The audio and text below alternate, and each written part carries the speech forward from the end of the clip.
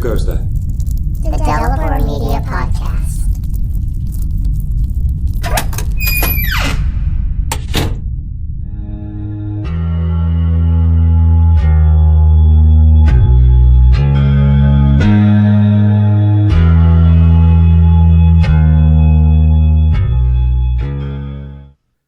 Hello, and welcome to the Delapore Media Podcast. I'm your host, Stephen Wall.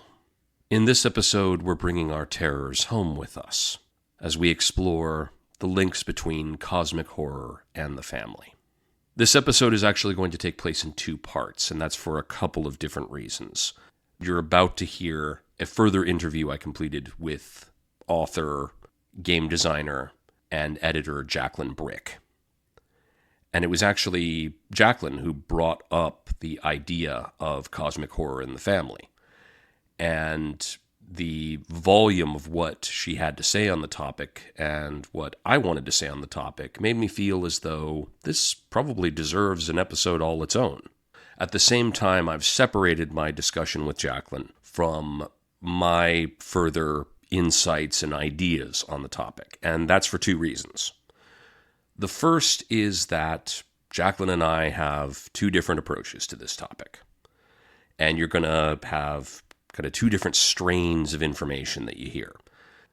Jacqueline has a lot of great ideas about what can contribute to the spaces and feelings that make up cosmic horror.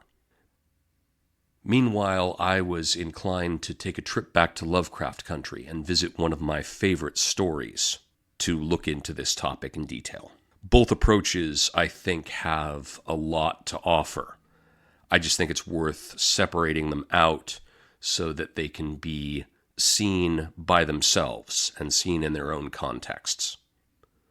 At the same time, Jacqueline's discussion with me also contains a personal experience narrative of hers that I felt I would be intruding upon if I overlaid my own thoughts, feelings, ideas on the topic with hers.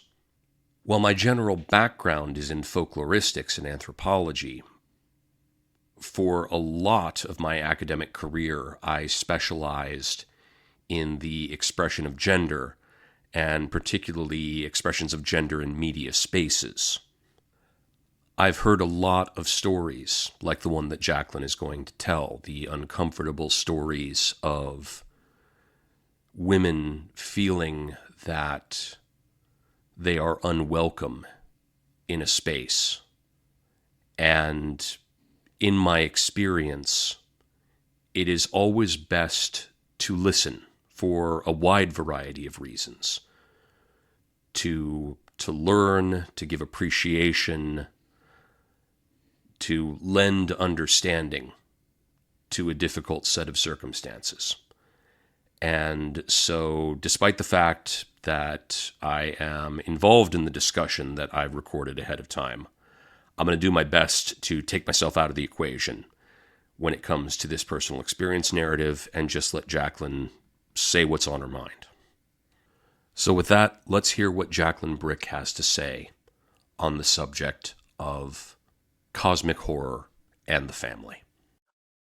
You're listening to the Delapore Media Podcast. My name is Stephen Wall. I'm your host, and today we are continuing our interview series with Jacqueline Bryk. Hello. So, Jacqueline, you are an editor, a writer, you are well experienced in the TTRPG world. Can you introduce yourself and just share share the highlights, some of the works that you're particularly excited about, and of course, feel free to mention anything in particular that's coming out soon that you'd like people to know about. Sure. You can find me most places on the internet as Rufflejax. That's RUFFLEJAX. You can find my Linktree, which has all my important links, at linktree/Rufflejax. That's linktr.ee/Rufflejax. And as I discussed on this podcast, I have Bear Witness coming out through Plus One RPG Zine Club in February. And that is a solo game about the cult in Pascal Langier's Martyrs. And you play someone who has a spouse, you have kids, you have a home life, you have hobbies, and you also have a girl in your basement who you're trying to turn into an oracle who can show you what the afterlife is like. So that's fun. What was the next question? Well, I just would want you to share some of the highlights from your extensive list of accomplishments as far as the TTRPG world is concerned. I mean, you've been involved in some World of Darkness games. You've had some involvement in the beginnings of this newest edition of Cult Divinity Lost. Tell us about some other titles that you've taken part in, or written, or participated in writing. So, I am the English language editor for Cult Divinity Lost. Basically, anything you've read for Cult will have passed through my hands at some point. I wrote 2 scenarios plus a chapter on trauma horror for Cult Divinity Lost. I have also written on Changed in the Lost 2nd edition, Vampire the Requiem 2nd edition, Vampire the Masquerade 5th edition, Exalted 3rd edition, Exalted Essence, They Came From Beneath the Sea, Curseborn, a whole bunch of stuff. I also worked on After the War for Jason Pitt. I worked on the new edition of Fading Suns with Ulysses Spele. I have some stuff I've self-published. Like, I really enjoy working on a wide variety of games. And I am always thrilled when I get to talk about them.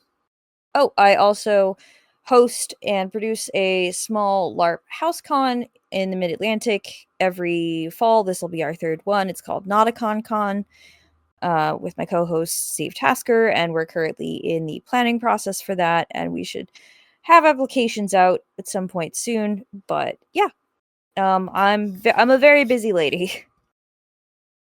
Definitely sounds like it. I mean, you have just an extensive resume of TTRPG accomplishments, and I just happened to bump into you at an online convention, and it turns out we're working together. How lucky am I? Hooray.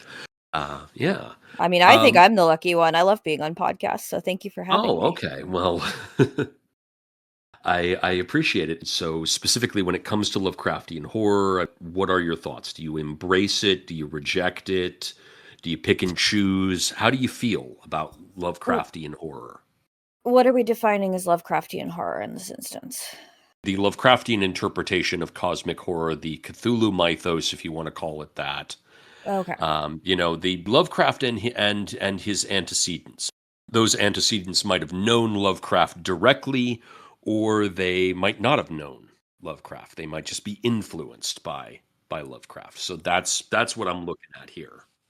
So we are not considering all cosmic horror to be Lovecraftian horror. No, not necessarily. I wouldn't jump to that. I mean, I think Lovecraft is a foundational element of cosmic horror, but I don't think that. I think you can come at it from other directions, and I think you can have cosmic horror that is not related to Lovecraft. I do find value in it. Like, I find value in a lot of sort of early genre work. I mean, it's not controversial to say that he was a bad dude, but I also really enjoy games like Delta Green, which is one of my favorite tabletops. Lovecraft-esque, which is a game of cosmic horror that, while Lovecraft is in the title, specifically strays away from including named mythos characters and instead encourages the table to come up with a cosmic horror on their own. I'm very much a picky, choosy kind of person. Okay. I loved what Ruthanna Emrys did with the Deep Ones. Here's my problematic fave is the ideas behind Cthulhu Tech. I think Cthulhu Tech did some interesting stuff with the mythos before they decided to spiral out into how many instances of rape and pedophilia can we put on the page for shock value. Right. Yeah. But yeah, no, I'm a very picky, choosy kind of person about Lovecraft-inspired horror, and I think in a lot of ways, for me and for a lot of people I write with, you kind of have to be. Yeah, no, Because you'll get no argument from me on that. yeah, I think that it's important to pick and choose. I'm interested to see how you frame it hmm in terms of what you how you see um, how you see Lovecraftian horror, what you take from Lovecraftian horror. Do you try and intentionally write things that are not Lovecraftian, or do you, when you see Lovecraftian influence creeping into your work, do you allow it, or do you try and push back? I mean, I'm curious. that's a lot of really broad questions for a lot of stuff that is situational for me.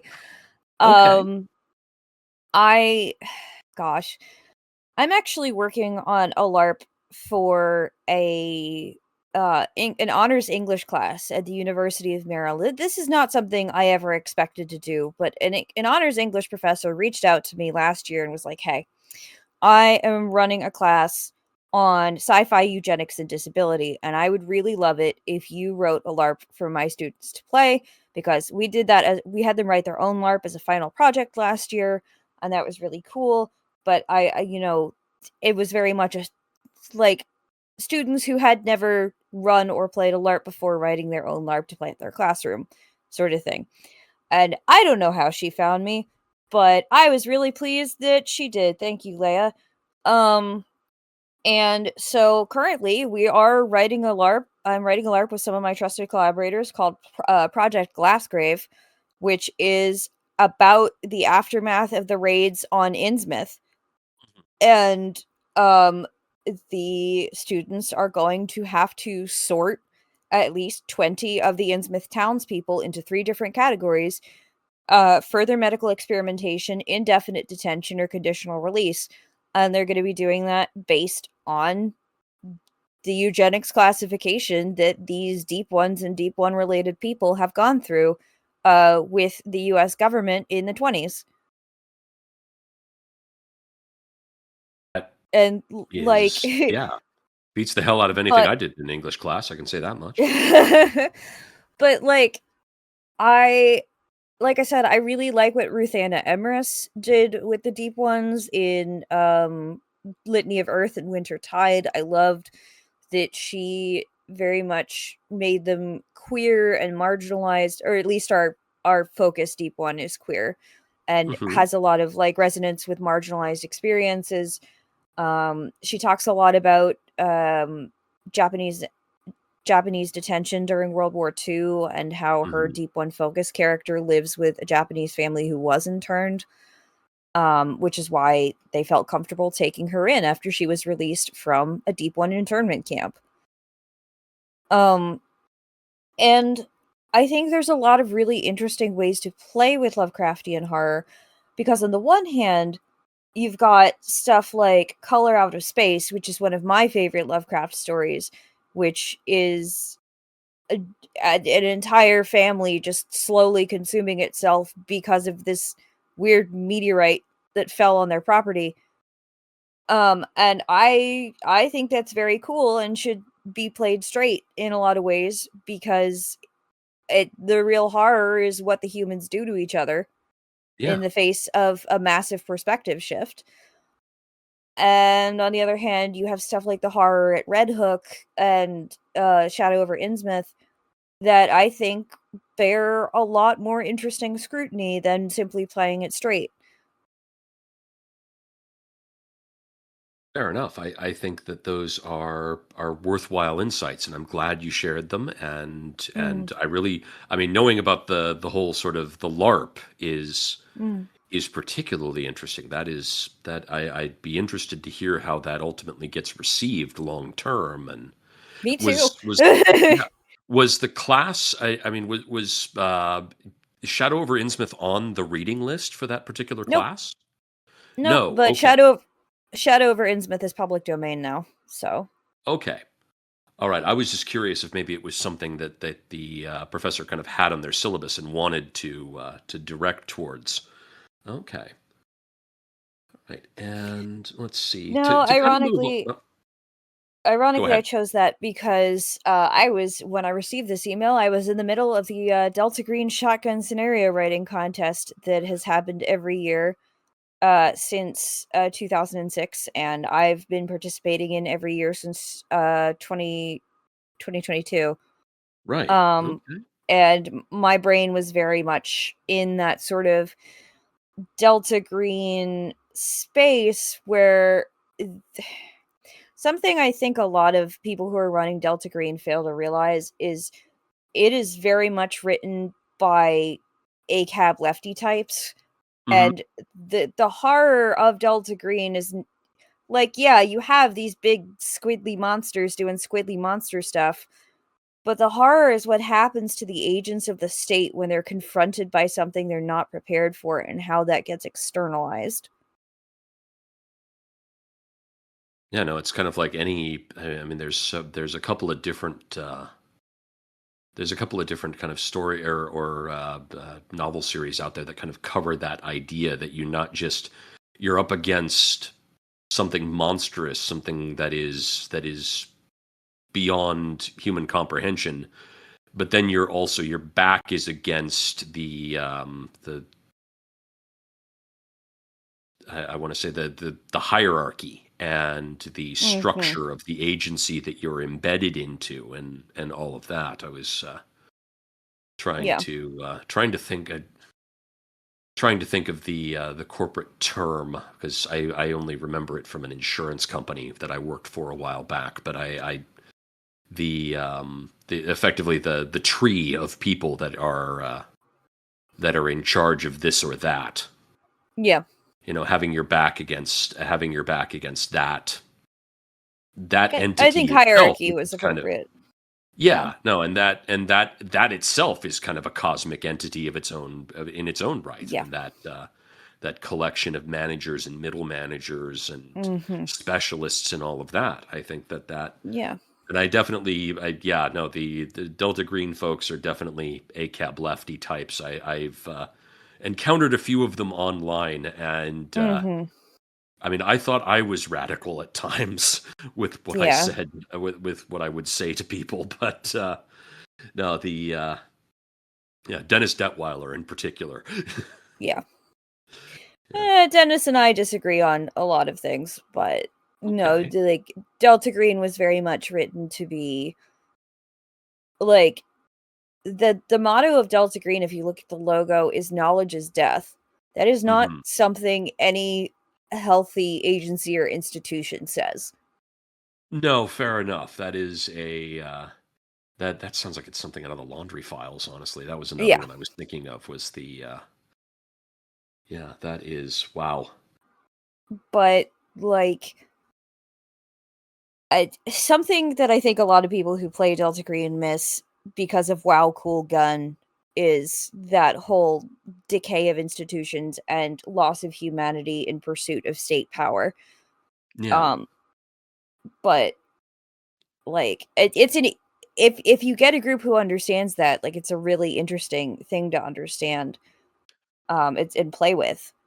yeah. Um, and I love using deep ones on Chauchua specifically in my Hmm. Delta Green games because so often they get relegated to like weird monster men cackling in the hinterlands and biting people and making babies with them, whether or not they want that. And Hmm.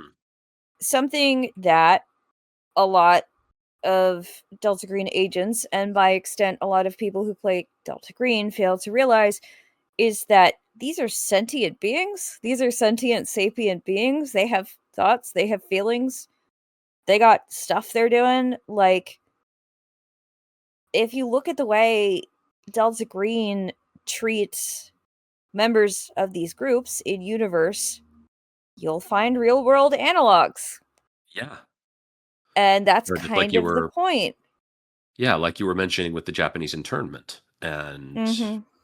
and that I don't recall the name of that story, but I have heard that story before, and I do need to pick. I know it's on a reading list somewhere that I need to Yeah, look at. that's Litany of Earth by Ruthanna Litany of Emrys. Earth. Yeah. No, Yeah, that's still on my that's in my to read pile along with Hmm.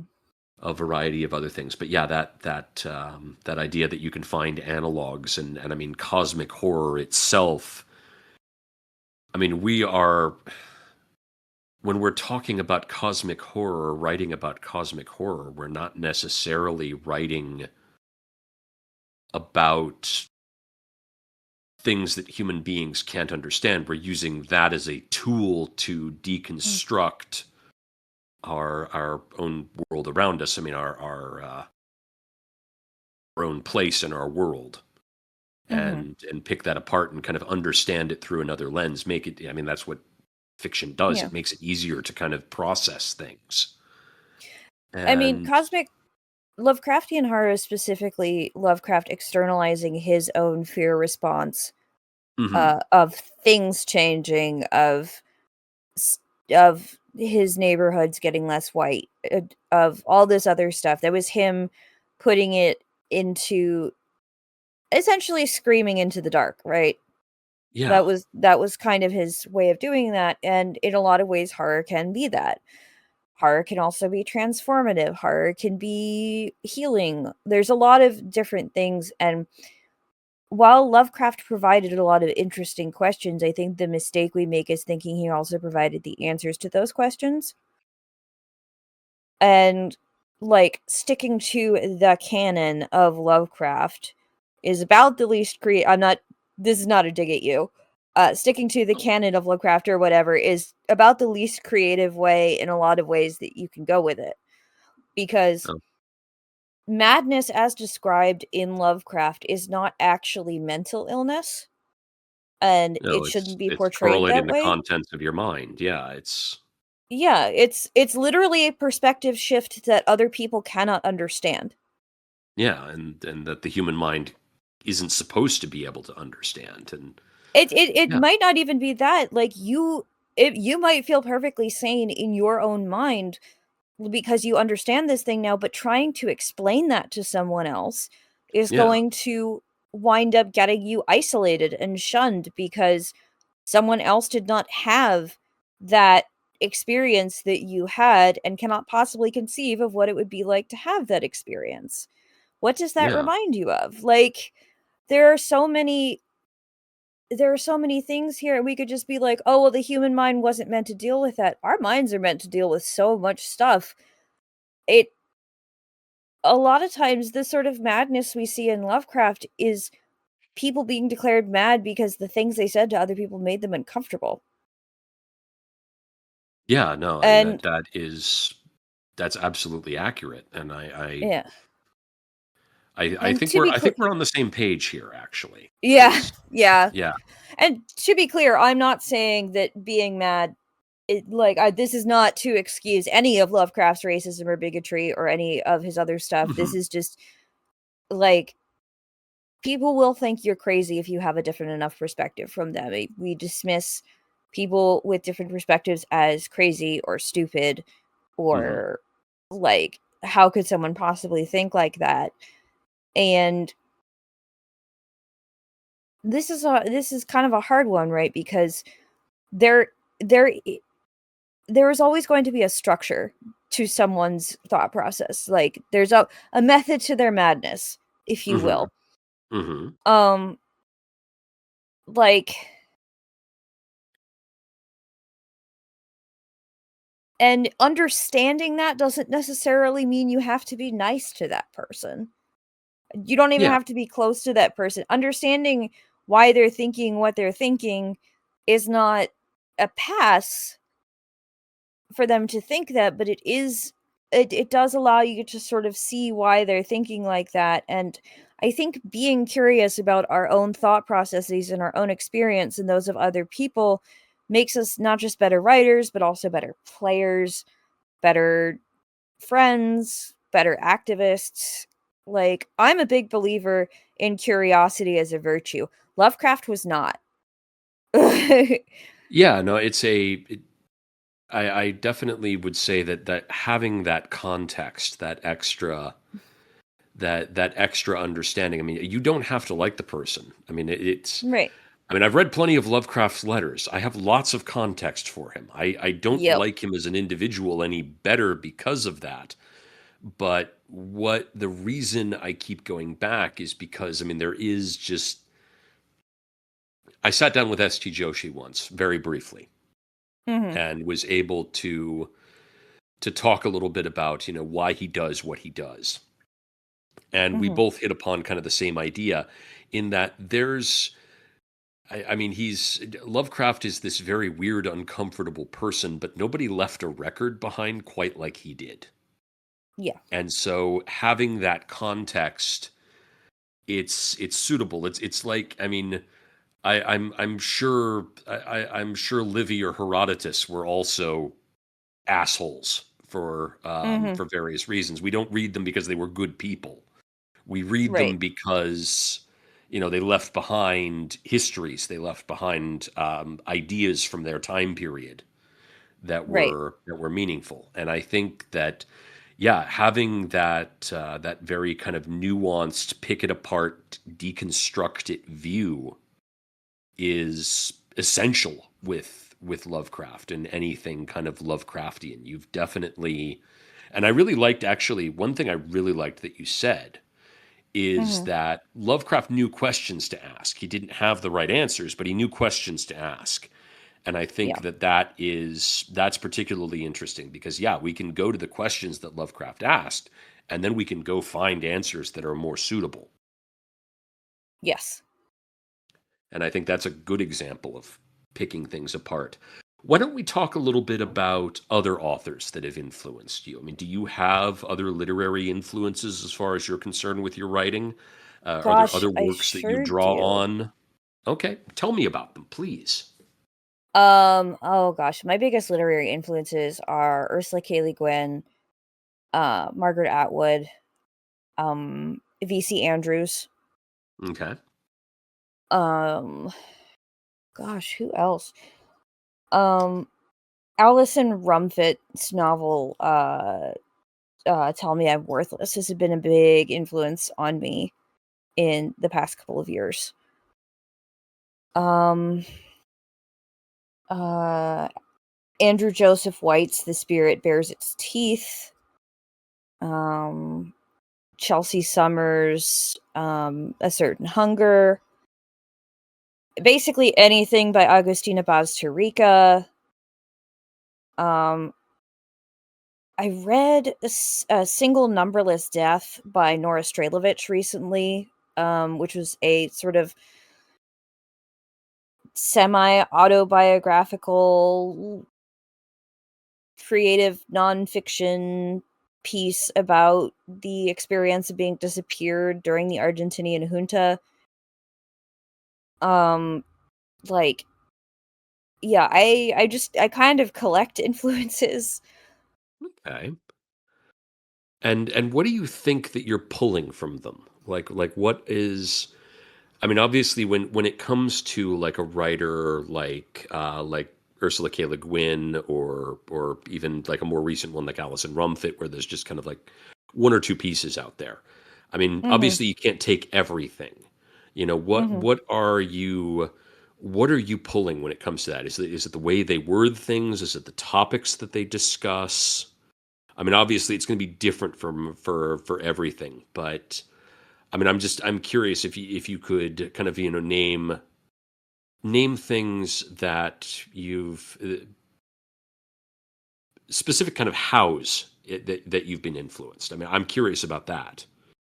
Um, so when I get very invested in a book, it's not like a conscious choice. It basically, have you ever had that feeling when you're reading a book and it feels like there's a hook behind your navel and you're just like locked into the book and the book is like pulling you along, basically? I have definitely had that at times. Had kind of a similar feeling that sense of I need to complete this because I'm being dragged by it. I need to know how this winds up, what happens Yeah, next. like you're in the flow and it like the book becomes the thing you're doing rather than I'm sitting down and reading a book and I'm going to sit with this book, right? Um And I've been also doing that a lot with romance novels as well. I kind of got into my romance novel era starting in 2023. I picked up historical romances and discovering that there is a whole new genre, there's a whole new to me genre that I love, and that there is so much to inspire me from has been a godsend. But it's also very funny because I work with a lot of like older white men, and when you tell them you get inspired by romance novels, 90% of the time the first reaction is why? But Okay. romance and horror are very much activate the same part of the brain. You just got to change the background music a little bit. But to get back to your actual question, um when I get invested in a book, I'm in the flow of the book, right? Like I'm following the way the sentences flow into each other, the way the sentences are structured. When there's a wham line dropped, like, you know, the line near the end of the book that just hits you smack in the face. When I I'm a tabletop and LARP designer, so I don't write a lot of dialogue, but when I do, I pick up the dialogue. Like I like reading for dialogue and seeing how different writers structure different conversations. I like reading dialogue out loud to myself to see how it flows and to see like what would feel more natural coming out of a character's mouth. Um Well, and with a romance novel, I mean, you'll definitely get oh dialogue yeah. there. I mean, that needs to It that if the dialogue in a romance novel doesn't work, the entire book doesn't work yeah. because you want that chemistry. And Yeah, it's and it something I needs to think feel natural. yeah, and that's something that I think we as horror writers could really benefit from in a lot of ways. And a lot of people do. Like gothic romance is a subgenre for a reason, so is dark romance. Yeah. Um I mean, you're and definitely I mean, this is go on. Sorry. and erotic and romantic horror are, Mhm. you know, their own subgenres. And of course there's like my favorite TTRPG, oof, excuse me, Bluebeard's Bride, which I pull a lot of inspiration from because that TTRPG sort of allowed me to get brave and start exploring like types of horror that I would otherwise be really uncomfortable exploring, like sexual horror, because I think there's been a huge shift in how we treat sexual horror at the table, and in novels and in other media, which is awesome. And it's a lot less about either, you know, this is bad and you should feel bad, or haha, this person is bad, so they're a rapist, and I'm going to show you how bad they are by showing you how they rape someone on screen or whatever. But that sort of experience, that weird dreamlike experience of sexual violation, and how it feels so out of step with the rest of life, that it in itself becomes its own form of cosmic horror because it's a break. It's a rupture in reality. It, like it's a violation of a lot of things that we hold dear, not just the body, but also norms around the body. But when you go back and look at it, like our culture is very invested in those violations of those norms, but not as violations, but like, oh, you know, it's just stuff that happens, or how are we gonna, we want a narrative for how that person got into that situation. And we want to be able to be like, well, if I hadn't, you know, I didn't do this, this, and this, so I wasn't assaulted. Yeah. I can also Um, think that I mean, the other strangeness or horror or weirdness around that is the fact that life goes on afterwards. yep. Mm-hmm. That, you know, it Exactly. doesn't this is I mean, the violation of that type is a moment, but Mm-hmm. it clings to the people involved and the people around it and the people that they are Yep. connected to, but life returns to quote unquote normal after that as well. And I mean that there is that strangeness as well. I mean, you Yep. talk about kind of Lovecraft having having an experience that no one else can understand, having an experience that you can't explain to somebody else. Mm-hmm. But or having an experience that when you encounter someone who's had the same experience, being able to share your madness with them in a Yep. sense, and being able to that is there's definitely room to talk about those sort of topics within cosmic horror. And I mean, if anything, cosmic Yep. horror gives us a great opportunity to grab at them. So I mean, I'm glad that you're bringing in other influences, and it's really awesome to see how you do that. And I think something that a lot of those writers that I mentioned do well is they do intrusions into daily life, because horror is in of itself the introduction of the unfamiliar into the familiar, or the familiar being made unfamiliar.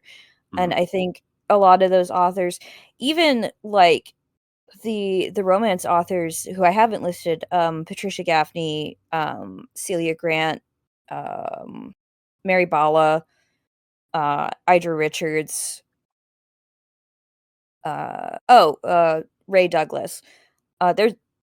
There's a lot of romance authors who also do sort of the unfamiliar into the familiar, or the familiar becoming unfamiliar, and it's a change in background music, right? Yeah. No, I think, and I definitely have seen this kind of discussion where you're talking about like romance and horror dovetail because they press kind of the same buttons in the brain. I have definitely seen this sort of statement with horror and comedy as well. Yep. That that timing with horror is critical, and it's almost, horror can be like the punchline of a joke. It Yep. just, you get a very different reaction. You're not laughing, you're screaming. Yep. It's playing into a different autonomic response. In our discussion of Bear Witness, we talked about family, and we talked about family in suburbia, and I was really struck by the idea where you mentioned Sophie Lewis's notion of the family as being kind of this chamber of horrors that continually kind of sends the same toxic, corrupt, secretive shit up and down the ladder between itself, and it doesn't escape the family, because the idea of the nuclear family is it holds within it all of this, Yes. of these previous stressors and frustrations and psychological traumas from previous generations. It is effectively like a chute for all of this. It keeps it contained. And I was struck by that description and how it might relate to Lovecraft's notion of isolation leads to decay and degeneracy. And how over time, and a lot of Lovecraft's sort of antagonists were these people that were isolated in the woods by themselves, kind of. And it struck me that you could really discuss kind of these cosmic horror concepts through the notion of family. And I wondered if you would kind of share kind of your thoughts on that subject, on the relationship between cosmic horror and family. I'm so glad you brought that up, because I have a story I want to tell you. So we met at, as we told your listeners, we met at Illusion Horror Con, which is an online con that focuses primarily on Cult Divinity Lost, which is a form of not really Lovecraftian cosmic horror. It's more Gnostic cosmic horror, I think. Yeah, I would call it Gnostic horror. I mean, you can get Lovecraftian intrusions into that, but it's very, it is something altogether different. But yeah, we met there, and So we met on the Cult Tarot panel, which was at the end of the convention. But before that, I was on a panel called Horror Inspiration for Writing and Playing TTRPGs. And I was like, okay, cool. the kind of thing we discuss Good. here. I mean, yeah. Exactly. So I'm like, well, this is going to be a fun panel. This is something I enjoy discussing. So I go to log on to this panel. The first thing I notice is that there are 6 of us there. We are all white, and I'm the only person there without an unkempt beard. And I go, okay, Cool.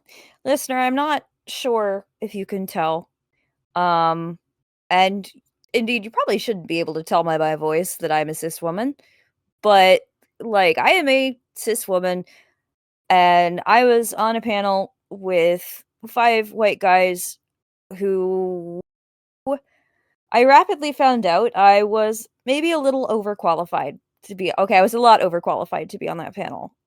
Because I had some really good discussions with Vince. He was a composer for horror video games. He's done a lot of work with like music for horror, which was cool. We got to talk a lot about Rite of Spring, the planets, Threnody for the victims of Hiroshima, like pieces that I really enjoy.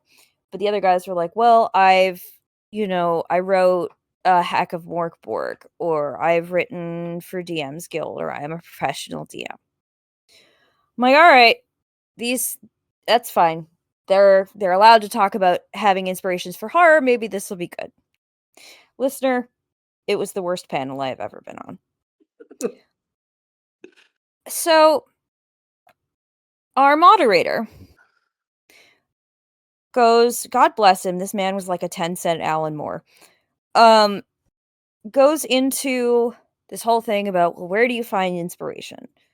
I start talking about, well, you want to take inspiration where you can find it. Like, when I say don't interrogate your inspiration, I don't mean don't ask questions about it. I don't mean, figure out what inspires you about it. I mean, don't feel shame about it, right?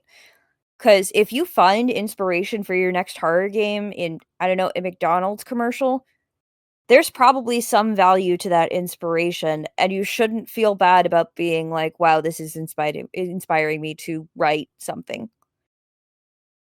Yeah, that makes perfect sense. I don't think you'd ever want to.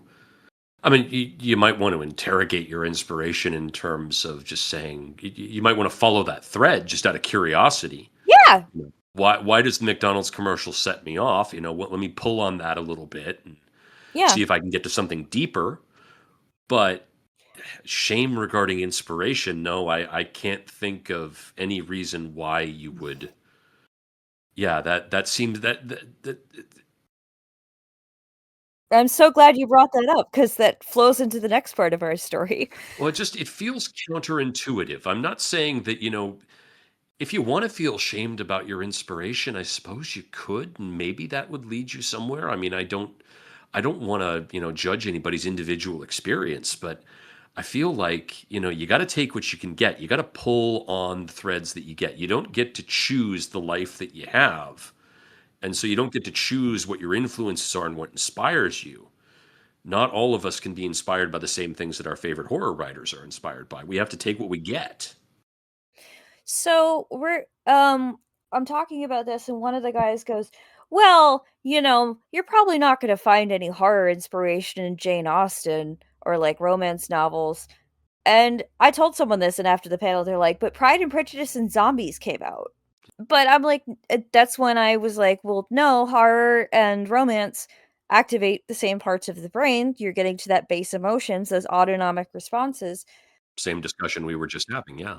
Exactly, and the composer and I were talking about that, and he's like, well, maybe Love Actually might be a little too far. And I'm like, have you actually seen Love Actually? That is a horror movie. I don't know what you're talking about when people say Love Actually is a romantic film. That movie is terrifying. Well, and then, I mean, even if you can't find it inspiring, I mean, if you are that guy with the unkempt beard, which I sort of am, I like to think that I keep my beard a little better than some people, but sorry, you can still be inspired by thinking about being the man sitting next to the person who wants to watch Love Actually, Right. and sweating through that. And like, what are the expectations of being that person? Yeah. Right. And so then a little farther down in the conversation, this guy, we'll call him Topher because that is his name, says, well, you have to be careful with cosmic horror because it is a fragile subgenre and it can get diluted if you mix it with something unrelated like family drama. And by this point, I was kind of piqued because I was like, no, that's just wrong. I'm sorry, like, I have to interrupt you here. that is actually incorrect. And he goes, well, Lovecraft never wrote family drama. You gotta read his letters, though. Color Out of Space, Innsmouth, Haunter in the Dark, Rats in the Walls, Thing on the Doorstep, The Dunwich Horror, Call of Cthulhu is a family drama because it is a guy receiving a packet of letters from his dead uncle who is foisting this realization onto him. Like, and he goes, well, when does it stop being horror and start being a family drama? And like, it doesn't. That's the point. Like, depending on how small your universe is, My Sweet Audrina and Flowers in the Attic by V.C. Andrews are cosmic horrors because it is a constant intrusion of somebody else's desires onto your life in such a way that you cannot control it and you cannot say no to it. You have to live with it. And I start talking about, again, a lot of the stuff that I just told you that inspires me: A Single Numberless Death by Nora Strejilevich, Tender as the Flesh and The Unworthy by Augustina Bazterrica, and The House of the Spirits by Isabel Allende. And specifically, like, fiction either written by women who grew up in the aftermath of Operation Condor in South America, or women who grew up in abusive and toxic families, how this can very much be cosmic horror, either because the universe is so small that, like, your Cthulhu is essentially somebody who has full control over your body and education and whatnot without your say-so, or your universe is rapidly expanding and contracting, as in the case of A Single Numberless Death, where you're going through the experience of a disappearance, a forced disappearance, and your entire context is now confined to a box where your kidnappers will take you out and torture you and then put you back in the box, and then maybe someday you'll be dumped on the street and told to forget everything that happened to you. Or you'll be killed and dumped into a river. Like, that shit's cosmic horror. Or in Augustina Bazterrica's Tender as the Flesh, the entire apparatus of capitalism has now been transformed into literal industrialized cannibalism, and that in itself is a cosmic horror, where the cosmic horror is capitalism. And this guy, as I'm going off about this, gets up, takes off his headphones, and starts pacing in front of his computer screen, just so we can see him angry pacing back and forth, which I would not have minded had he decided to do that off screen, or had he been like, hey, I need a bio break or something. But no, pacing back and forth in front of the screen to show that he was pissed. And something I had said during this rant is, I'm really interested in the stories that people tell about ourselves, because your best cosmic horror is going to be the story that a person is telling about an experience that you may not be able to understand, and that seems like surreal or absurd to you, but makes perfect sense to them in a certain way because they went through it. And later on, this fucking guy on the panel is like, well, I haven't actually written any horror projects in the last couple of years. I've mostly been doing historical games, and I mostly use primary sources because I'm not really interested in the stories we tell about ourselves. You're a folklorist. Yeah, I have two thoughts on this. The first, they may feel disconnected, but my two reactions to this are, this feels like somebody saying that they want to be apolitical Yes. and trying to talk to a person who knows that everything is political and there is nothing that is not politics. Yep. The second thing that I'm thinking of for some reason is that there are some people that just only season with salt. Go on. Explain further. I'm just saying that you know, your inspiration is from a variety of different places, and I mean, you've said as much, and there, I mean, that is cooking. You know, Yeah. that is adding, you know, your sage, your basil, your oregano, and your salt and pepper. Yeah. Some people just go with salt, I guess. I don't want to malign the experience of somebody who just considers salt their only spice, but at the same time, I can't live like that. Yeah, also, if you're on a panel about cooking, Yeah. I want you to be seasoning with something other than salt. It's very funny that you Yeah. leaned into salt specifically, because do you want to know what he said his most recent horror project was? I'm afraid to ask, but please go on. A 2-page treatment of Sharknado for DM's Guild. I suppose it has to be done by somebody, right? I guess I'm coming to this as kind of, I would say I'm a much less experienced writer than you. So I can, on the one hand, I can appreciate being the inexperienced person in a conversation. On the other hand, I like to think I know that I'm the inexperienced person in a conversation. and I don't have your folklorist experience, so on that end, I'm inexperienced.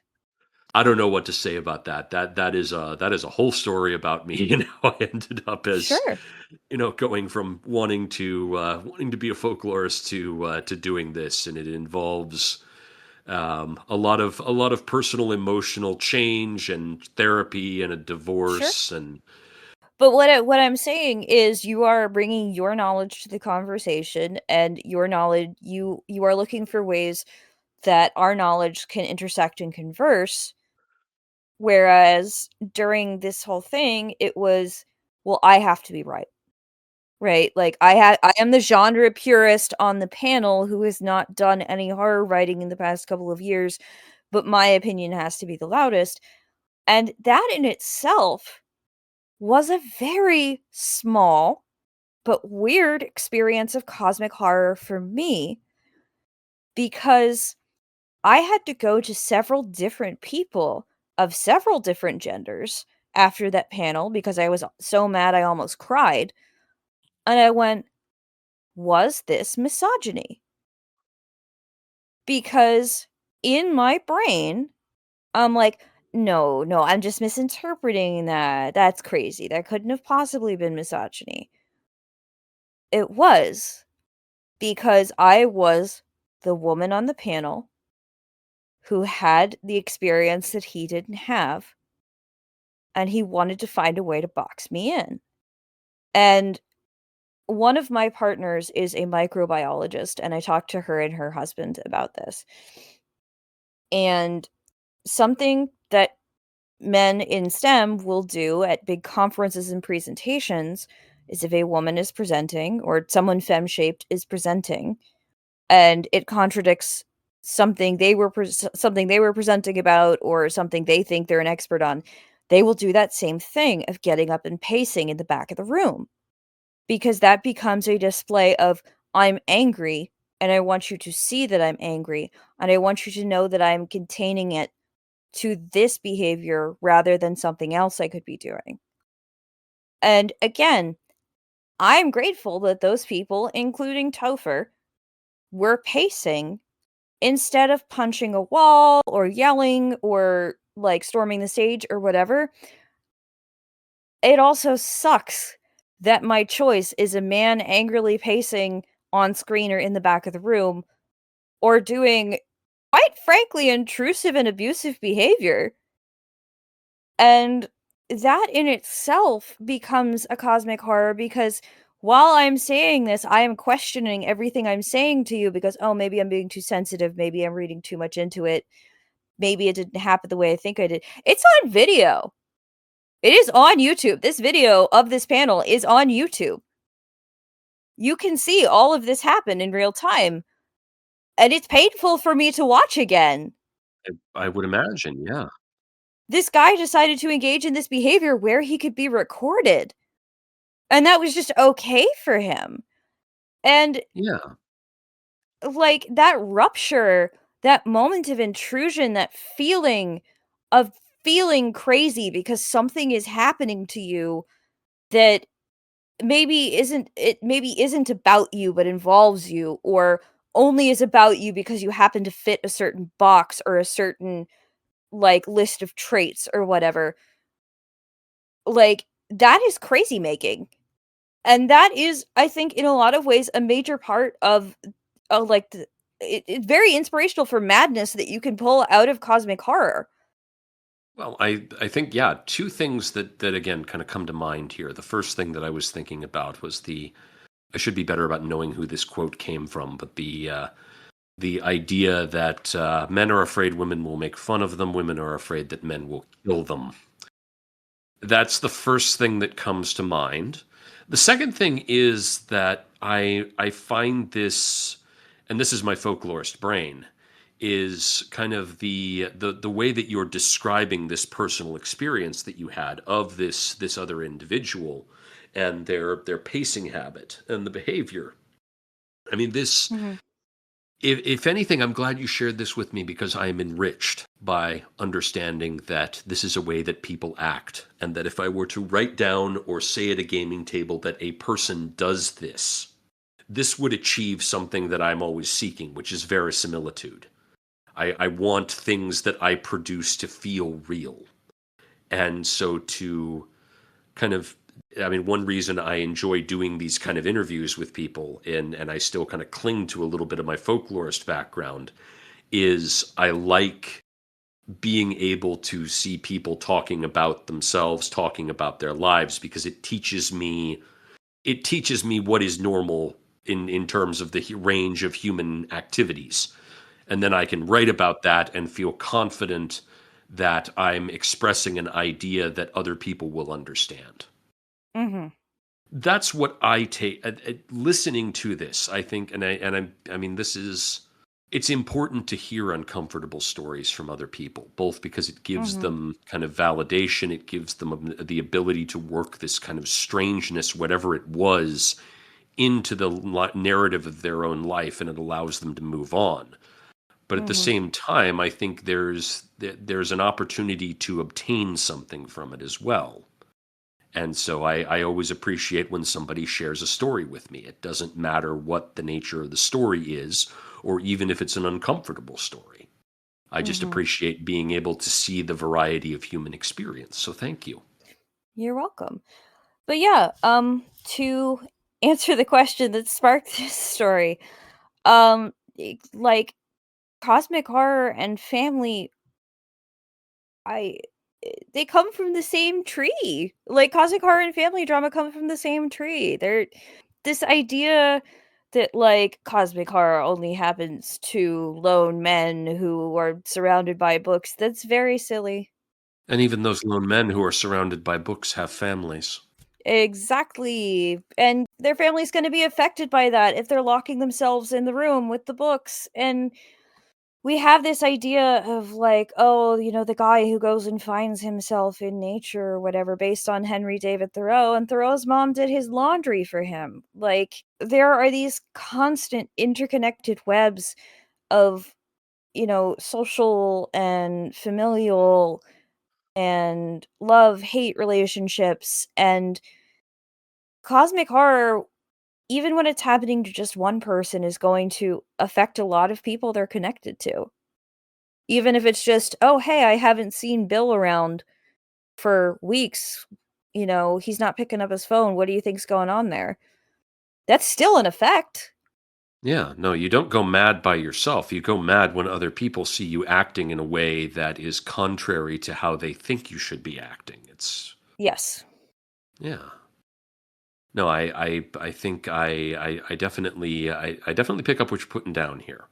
Mhm. And I mean, from my perspective, I think that cosmic horror or any genre really it's a way of relating to human experience, because I mean that's all we have is human experience. So Mhm. we're using these tools, be they history or literature or music or any particular genre, to relate back to ourselves, to understand how we as human beings see the world, and to be able to pass those ideas on. Jacqueline, thank you so much for taking the time to be with us today on the Delapore Media Podcast. I really appreciate everything that you had to share with us. I think it was very insightful. I think there's no way that a listener isn't going to learn something from sitting down with you and discussing these topics. let's get some details on where we can find you, where we can find your work out in the wider digital or even kind of public sphere. Where can we find Jacqueline Bryk in the wild? Well, thank you so much for having me, first of all, Stephen. I really appreciated being able to talk about this, and I am very chatty, so I love just kind of being able to ramble on when I can. You can find me at most places on the internet as Rufflejax. That's Rufflejax. I'm on Itch.io as Rufflejax. My link tree, that's linktr.ee/Rufflejax. That has all of my important links on it. You can find me at JacquelineBryk.design. That's my name, .design. That is my central website. It has a lot of stuff on it. We are currently working on applications for Nauticon Revenge of the Con, which is our third Nauticon Con. If you follow Ruffled Feathers LLC on Facebook, you will see when those go up. That is a 45 to 50 person house con that we will be hosting in central Pennsylvania at this really lovely Verbo in October. So keep an eye out for that. You can also find my zines at the Sherwood Forest Zine Library, which is an online collection of political and personal zines. I have a lot of stuff in there. I hope you'll check it out. And even if you don't read my zines from there, you can get a bunch of other zines downloaded for free, and it's awesome. So please go give them a visit. Yeah, that's me. Fantastic. Thank you so much for sharing this time with us and having these often kind of difficult conversations about very important topics in TTRPGs. Take care. All right, you too. Thank you so much for having me. Thank you for listening to the Delapore Media Podcast. You can find a variety of horror gaming resources at www.delapore.media. That's Delapore spelled Delapore. Delapore Media, toward verisimilitude in tabletop roleplay. Take care.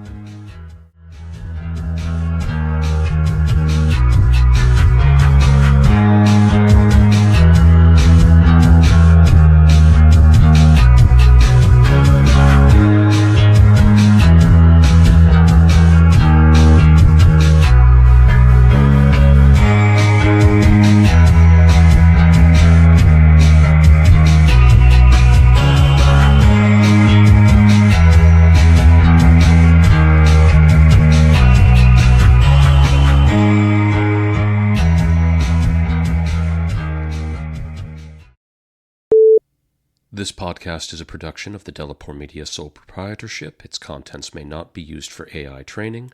Copyright 2026, all rights reserved.